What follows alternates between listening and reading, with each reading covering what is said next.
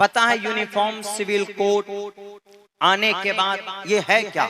ये एक ऐसा कानून है, क्रिमिनल लॉ एक है सबका, यानी भारत के अंदर हिंदू, मुसलमान, जैन, बौद्ध, क्रिश्चियन, बुद्धिज्म जितने भी लोग हैं, एवरी सिटीजन, हर एक भारतीय अगर कोई गुनाह करता है, चोरी करता है, डाका डालता है, रेप करता है, या किसी का मर्डर करता है, या मर्डर करने की कोशिश करता है, सबके लिए कानून बराबर है, सबके लिए दफात बराबर है। अगर कोई मर्डर करता है, हिंदू करे कि मुस्लिम करे, 302 लगेगा। अगर कोई मर्डर करने की कोशिश करता है तो 307 सबके ऊपर लगेगा। अगर कोई किसी बच्ची का रेप करता है तो 376 लगेगा। सबके ऊपर बराबर, इसके ऊपर कोई वो नहीं। यहाँ तो क्रिमिनल लॉ बराबर है सारे। सिविल लॉ में थोड़ी सी तब्दीली चाहते हैं। सिविल लॉ का मतलब सामाजिक कानून में थोड़ी तब्दीली चाहते हैं। तो अब सामाजिक कानून में तब्दीली का मतलब बराबर कानून लाना चाहते हैं। समाज में क्या क्या कानून है? समाज में ये कानून है, हिंदुओं के यहाँ भी सामाजिक कानून है, उनकी शादी है, उनकी विरासत का मामला है, उनके लेन देन का मामला है, और हस्बैंड वाइफ का मामला है। और मुसलमानों के यहाँ भी शादी है, बियाह है, शादी है, विरासत है, लेन देन है। इसी ताल्लुक से कानून लाना चाहते हैं, यूनिफॉर्म सिविल कोड, यकसा शहरी कानून। अब इस कानून के आने के बाद क्या क्या होगा? यूनिफॉर्म सिविल कोड अगर लागू होता है तो ये होगा, 21 साल से पहले कोई लड़की शादी नहीं कर पाएगी। यूनिफॉर्म सिविल कोड आने के बाद 21 साल के बाद ही करेगी। अगर पहले कर लिया है तो कानूनन अपराध। दूसरा क्या है? दूसरा यह है कि मियां बीबी के हुकूक तलाक में बराबर हो जाएंगे।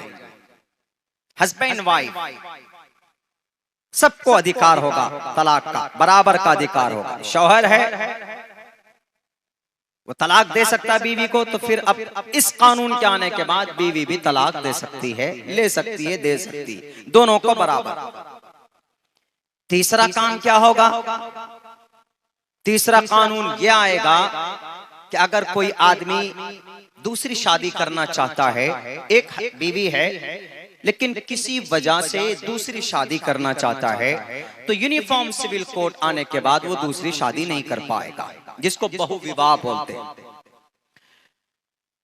और फिर क्या होगा? और ये होगा कि बेटी को अभी लड़के को 2 हिस्सा विरासत में, बाप के प्रॉपर्टी में, और लड़की को 1 हिस्सा। लेकिन इस कानून के आने के बाद जितना हिस्सा लड़के को होगा उतना ही हिस्सा लड़की को भी होगा, बराबर बराबर। यानी 1 रुपए लड़के को मिलता है तो लड़की को भी 1 रुपए। अभी हमारे यहाँ क्या है, 1 रुपए लड़का को तो लड़की को 50 पैसे ऐसे दिया जाता है। लेकिन नहीं, यूनिफॉर्म सिविल कोड आने के बाद बराबर सराबर। और उसके बाद फिर क्या काम होगा? फिर क्या होगा कि जो इद्दत और हलाला है, इद्दत तलाक दे या शौहर का इंतकाल हो जाए, तो मुस्लिम माशरे में औरत इद्दत में जाती है। यह हलाले का एक पैटर्न है, एक प्रोसेस है, शरी हलाला। तो ये इद्दत भी इस कानून के आने के बाद इद्दत भी खत्म और हलाला भी खत्म। और क्या होगा जी? और ये होगा, अगर लड़का नौकरी वाला है, सरकारी नौकरी में था, गवर्नमेंट जॉब थी उसको, अचानक उसका इंतकाल हो गया, तो गवर्नमेंट के तरफ से जो उनको मुआवजा मिलेगा, उस मुआवजे में मरने वाले की बीवी मरने वाले के माँ बाप का देखभाल भी करेगा, उसकी बीवी उसकी देखभाल करेगी। ये कानून भी यूनिफॉर्म सिविल कोड आने के बाद ये भी होगा।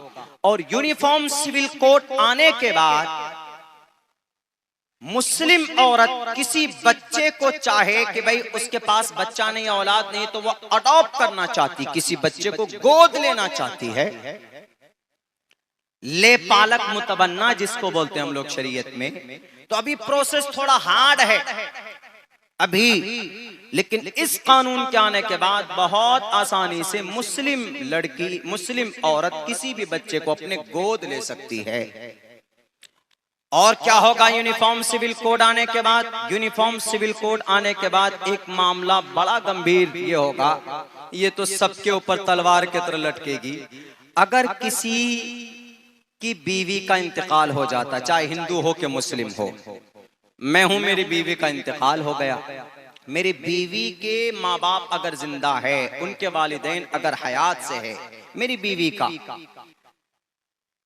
तो मेरी बीवी के इंतकाल के बाद मेरी बीवी के वालिदैन का खर्च बर्दाश्त करना, उनकी देखभाल करना, उनका पूरा नान नफका समझिए मुझे करना होगा। यहाँ अपने अम्मी अब्बा का तो होता नहीं है, फिर दूसरे के बारे में सोच रहे, मोदी जी ला कर देना चाहते। ये भी होगा यूनिफॉर्म सिविल कोड आने के बाद। और यूनिफॉर्म सिविल कोड आने के बाद में एक बड़ा हसास मामला ये भी हो सकता है कि अभी जो हम लोग 3-3, 4-4, 5-5 बच्चे हैं ना, किसी के 8-8, 10-10, उन सब के ऊपर पाबंदी लगेगी। सिर्फ हम दो और हमारे दो का भी नारा लगाया जा सकता है। ये सारी चीजें होगी। अब कहेंगे कि अच्छा क्या दिक्कत है जी? फिर इसमें दिक्कत क्या है? मुसलमान एक बीवी को तो देख नहीं पाता, दूसरी बीवी को लाए इसीलिए कानून बन जाए कि भाई एक ही शादी करेगा, दूसरी नहीं करेगा। क्या दिक्कत है? दिक्कत असल में यह है, और धर्म के लोग और मजहब के लोग इतना रिएक्ट नहीं करते, इतने एतराज नहीं करते। बाज लोग कहते हैं मौलाना लोग ही क्यों सबसे ज्यादा तकरीरें इस पे हो रही है, क्यों मुसलमान लोग चीख चीख कर अपना गला फाड़ रहे हैं कि हम यूनिफॉर्म सिविल कोड को नहीं मानेंगे। तलाक का मामला, तलाक का अधिकार इस्लाम में किसको? मुसलमान मर्द को। विरासत में लड़की को कितना मिलता है? 50%, लेकिन बराबर करने वाला तो किस पे अटैक कर रहा है? यूनिफॉर्म सिविल कोड किसी भी धर्म के पर्सनल लॉ को टच नहीं किया है। भारत के अंदर 600 से अधिक पर्सनल लॉ है, यानी 600 से अधिक कानून है धार्मिक। हिंदू, जैन, बौद्ध, क्रिश्चियन, कन्फ्यूशनिज्म, शनुटो, आशूरियो, दलित, SC, ST, ओबीसी वगैरह वगैरह बहुत सारे। किसी के पर्सनल कानून को यूनिफॉर्म सिविल कोड में नहीं लाया। यूनिफॉर्म सिविल कोड में अगर किसी के पर्सनल कानून को टच किया है तो वह सिर्फ मुस्लिम पर्सनल लॉ को टच किया है। एतराज असल इस बात पर है, इतने सारे कानून हो, इतने सारे धर्म हैं, किसी को नहीं छेड़ रहे हैं आप, सिर्फ मुस्लिम पर्सनल लॉ को क्यों छेड़ रहे हैं? मुसलमानों के पर्सनल लॉ, पर्सनल कानून यानी शरीयत को क्यों छेड़ रहे हैं? अब लोग यूं कहते हैं इसलिए छेड़ रहे हैं क्योंकि इस्लाम के अंदर औरत को उनका हक नहीं मिलता है, लड़की को उनका हक नहीं मिलता है। लड़का है तो 1 रुपए, लड़की को 50 पैसे क्यों? हम इसीलिए कहते हैं कि ये तुम्हारे दिमाग में जो भूसा भराया है ना, तुम्हारे डुप्लीकेट खुदाओं ने पैसे दे देकर जो तुमने अपने जमीर बेच लिए, तुम्हारी अकल खत्म हो गई।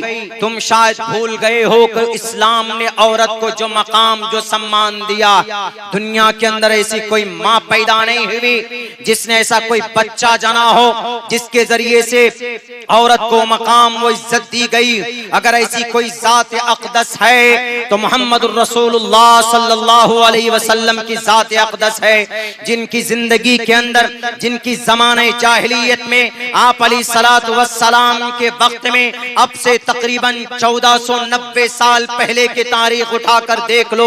टीवी की दुनिया में चीखने वालों, न्यूज के रूम में बकवास करने वालों कि इस्लाम ने औरत का मकाम, इस्लाम के अंदर औरत का कोई मकाम नहीं है, बल्कि मैं कहता हूं कि चाइना के अंदर औरत को यूज एंड थ्रो माना जाता है। आज भी चले जाइए थाईलैंड, प्रोस्टिट्यूशन के अंदर नंबर 1 पर अगर किसी मुल्क का नाम आता है तो थाईलैंड थाईलैंड का आता, इसलिए कि वहां पर 100-100, 200-200 रुपए में औरतें की इज्जत खरीदी जाती है, बेची जाती है, लूटी जाती। आप दुनिया के किसी भी मुल्क में चले जाओ, अगर औरत के कदम के नीचे जन्नत बताया गया है तो वो सिर्फ मजहब इस्लाम है। अगर औरत को किसी ने सम्मान दिया, अगर औरत को किसी ने पाक समझा, यहूदी जो दुनिया के अंदर अपने आप को खुदा मानते हैं, ये जुडाइज्म जो दुनिया के तमाम एजेंसी के बागडोर अपने हाथों में थामे बैठे, ये कहते हैं कि औरत मनहूस है, औरत शैतान की आत्मा से पैदा की जाती है, इसलिए औरत के साथ कोई जायज संबंध नहीं होना चाहिए। औरत को इस्तेमाल करो, लिव इन रिलेशन में रहो, नाजायज संबंध में रहो, जब मन भर जाए उस औरत को खत्म कर दो। इस्लाम कहता है कि नहीं, अगर मर्द की इज्जत होती है तो औरत की भी इज्जत होनी चाहिए, इसलिए कि अगर औरत नहीं होती इस जमीन पर ये दुनिया खूबसूरत नहीं होती। औरत को अगर किसी ने मुकम्मल इज्जत दी है, टीवी की दुनिया में बकवास करने वाले मीडिया वालों, जब औरतें दफन की जाती थी, जब बच्चियों का जन्म होता था तो पैदा होने के फौरन बाद 2 मन 5 मन मट्टी के नीचे दफन कर दिया जाता था। जब औरत किसी घर के अंदर बच्ची का जन्म होता था, मुंह में 12 बजते थे, मुंह के अंदर बेइज्जती की रोशनी आती थी, लेकिन नबी पाक अलैहिस्सलातु वस्सलाम ने कहा कि दुनिया वालों, औरत अगर तुम्हारे घर के अंदर अगर बेटी की शक्ल में है तो ये तुम्हारी बेटी नहीं, तुम्हारी घर की इज्जत है। अगर बहन की शक्ल में है, औरत बहन की शक्ल में है तो तुम्हारे घर की रहमत है। अगर बीवी की शक्ल में है, तुम्हारी लाइफ पार्टनर है। अगर माँ की शक्ल में है तो सुनो, इस माँ के कदम के नीचे जन्नत है। अगर औरत के कदम के नीचे जन्नत, औरत को ये सम्मान किसी ने दिया है तो इस्लाम ने दिया है, बाकी किसी दुनिया के मजहब ने औरत को सम्मान नहीं दिया।